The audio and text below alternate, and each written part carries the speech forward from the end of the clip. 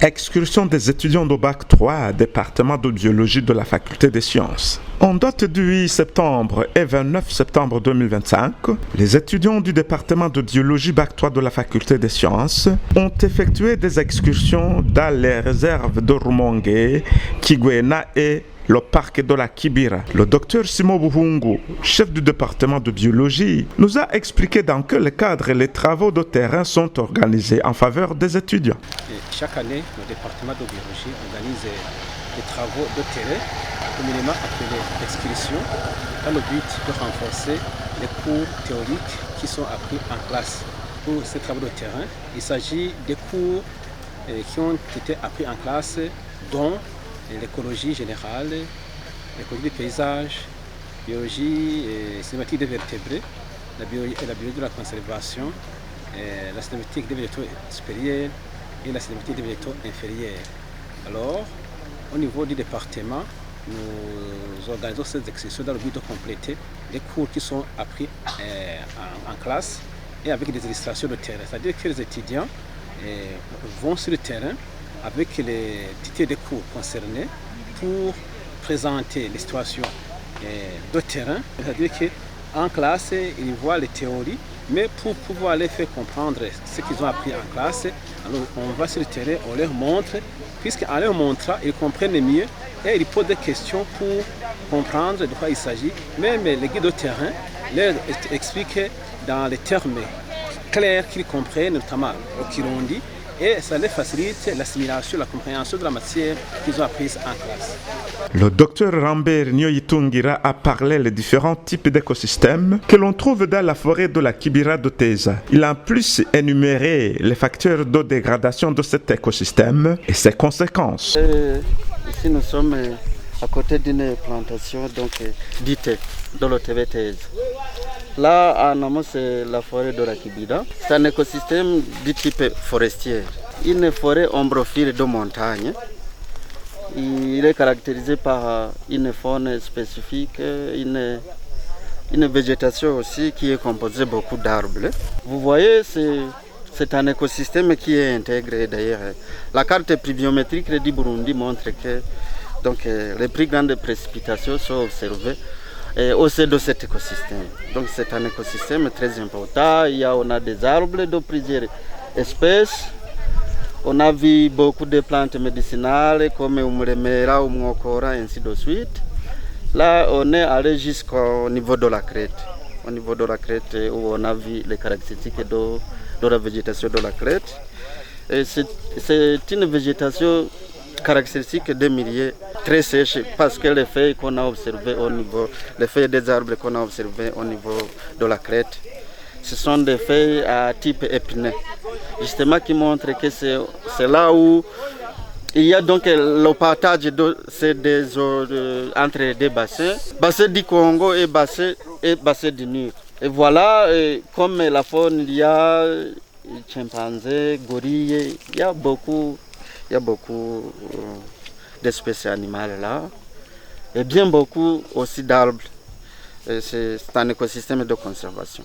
Comme vous le voyez, je ne sais pas maintenant quelles étaient les limites de cette forêt auparavant. Vous voyez, là on peut dire d'abord la première cause de dégradation, il y a extension des périmètres théicoles. Ça c'est alarmant. Et quelquefois aussi, il y a des fins d'eau blouses. Il y a aussi la déforestation. Tout autour, vous avez vu la population environnante, donc la communauté locale. Elle essaie de fabriquer quelques outils sur base de fabrication artisanale. Il y a des lances, quelque chose comme des pots. Et comme ça, c'est bien, ce sont des services écosystémiques, mais pour avoir ces outils, on utilise les arbres, donc il y a une déforestation aussi.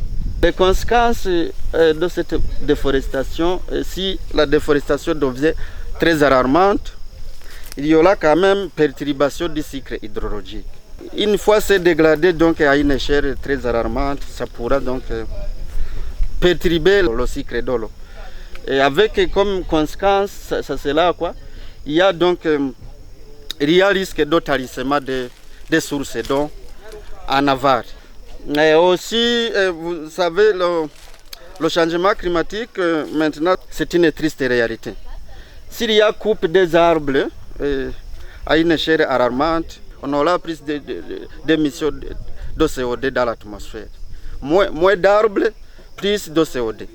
Ce qui aura donc, s'il y aura donc l'augmentation du CO2, comme le CO2 c'est un gaz à effet de serre, ça va donc contribuer à l'augmentation de la température, avec toutes ces conséquences dont on cite le changement climatique. Il a également dégagé quelques propositions de restauration de cet écosystème de la forêt de la Kibira. La restauration ici, ça va d'abord tisser sur les problèmes qui ont été observés. S'il y a déforestation, la première proposition est de sélectionner les espèces d'arbres à replanter. Donc il faut restituer les arbres qui ont été arrivés. La sélection, ça va se baser sur les espèces autochtones et aussi qui s'adaptent bien dans cet écosystème.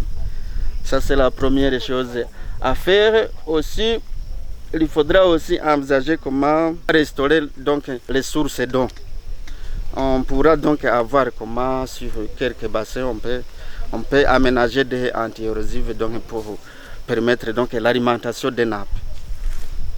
Ça, c'est l'une des solutions. Replanter des arbres, voir aussi comment installer des systèmes qui permettent d'améliorer l'infiltration d'eau.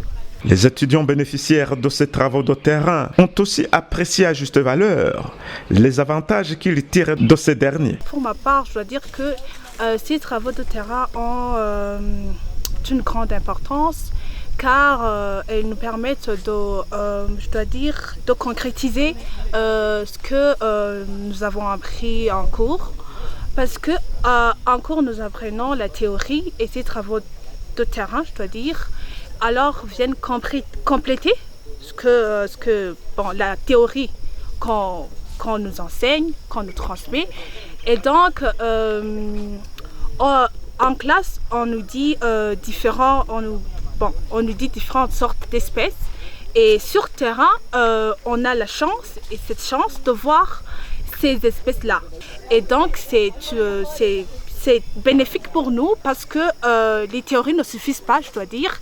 Il nous faut ces pratiques, ces travaux de terrain pour concrétiser ce que nous apprenons en classe et pour avoir, je dois dire, des meilleures bases, des bases qui nous permettront peut-être de nous améliorer pendant nos stages. Ils ont formulé un souhait que ces travaux de terrain puissent être pérennisés et qu'ils se fassent dans les bonnes conditions possibles. Je dois dire que la manière dont ces travaux se font, c'est pas dans les meilleures conditions qui soient, parce que premièrement, je dois dire que c'est réduit. On a peu de temps de concrétiser nos cours qu'on a appris en classe, donc on apprend beaucoup de choses, tellement de choses, mais sur terrain, c'est-à-dire qu'on a peu de temps de concrétiser cela. Ce que je demanderais, c'est juste qu'on puisse avoir beaucoup plus de temps pour concrétiser cette théorie qu'on nous donne. Donc, si le carburant le permet, parce que ce sont des frais, et il y a ce manque-là de carburant qui est là et c'est un vrai problème. Et encore une fois, je dois dire que le fait que ces travaux de terrain soient quelque peu espacés et qu'ils viennent, je dois dire, tard, après que nous ayons appris les cours que nous étions censés, normalement, nous devions apprendre la théorie et aller sur le terrain, mais ça ne se fait pas. De cette manière, il s'écoule énormément de temps pour qu'on vienne sur le terrain. Et durant ce temps-là, il y a, je dois dire, un manque, un oubli en nous, dans notre cerveau. Et c'est ça le vrai problème, je dois dire. Et si ça serait possible que ces travaux de terrain puissent se rallonger et se pratiquer en temps et en heure. Quant à Niboura Nadej Sidedit, guide local du parc de la Kibira d'Oteza, celui-ci a dégagé la faune et la flore que l'on trouve dans ce parc de la Kibira, ainsi que l'écotourisme que l'on compte développer d'ici peu de jours. Il a en plus de cela signalé les rituels qui s'y déroulaient du temps de la royauté au Burundi, sans oublier les menaces auxquelles fait face la dite forêt et les solutions à ces dernières. C'est une forêt très importante car toute seule, elle fournit 65% des zones que le pays possède. Et puis c'est une forêt qui joue alors très important pour le maintien de climats locaux. Et puis ça abrite une faune importante, surtout en termes de primates. Nous y avons 10 espèces de primates, dont j'ai en tête le chimpanzé. Vous savez, c'est une espèce qui est beaucoup aimée et recherchée par les touristes. Et bien, il y a d'autres singes tels que le babouin, il y a le cercotec de l'ouest, pour le Hamir samirini, pour n'en citer que cela. Et puis, ça abrite un bon nombre d'oiseaux. Nous y avons plus de 250 espèces d'oiseaux et tous ces oiseaux sont endémiques, mais communs pour aussi la Nyungwe, parc d'Iguanda, la même continuité. Et puis c'est une forêt encore très importante parce que c'est une forêt où la pluie prend sa base pour mieux s'installer sur le sol Burundi. Alors c'est une forêt encore très importante qui est aimée par les touristes, voir quand même sa diversité en plantes. Les chercheurs, les données qui ont été menées ont montré que nous y avons 646 espèces de plantes, voir sa superficie, son nombre vraiment d'espèces est vraiment encourageant. Alors, si on compare ce nombre d'espèces au niveau de la forêt de la Kibira et le nombre d'espèces de plantes que l'on a au niveau mondial, on peut conclure que la forêt de la Kibira fait partie des forêts du monde les plus diversifiées en plantes. Ça, c'est très important. Donc, puis on rappelle que la forêt de la Kibira, il y a longtemps, c'était un site sacré parce que c'était un lieu considéré comme habitat de Dieu. C'est bien défini puisque les lois, lorsqu'on les enterrait après les morts, ils étaient enterrés pas à l'intérieur, on les mettait en dehors pour une protection à perpétuité de la part de Dieu. Ça veut dire que ce Dieu, il était supposé avoir pour demeure la forêt de la Kibira. Pour le moment, on confirme qu'il y a trop peu de menaces.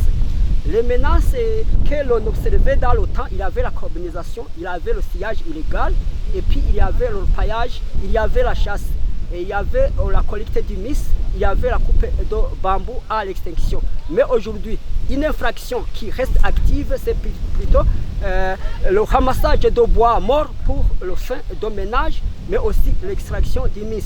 Sinon, d'autres infractions, on confirme qu'elles sont arrêtées et on a réussi à parvenir à ce résultat grâce à la collaboration de tous les partenaires. Ça veut dire que le parc a maintenant la sympathie de la part des riverains. Alors, entre les riverains se surveillent, donc il y a trop peu de fréquences vers la forêt, mais aussi il y a collaboration en synergie entre l'autorité locale, entre l'armée, la police. Maintenant vraiment les choses vont très bien. Donc vous avez été à la forêt, vous avez vu que vraiment la forêt vraiment est en bon état et c'est une grande satisfaction.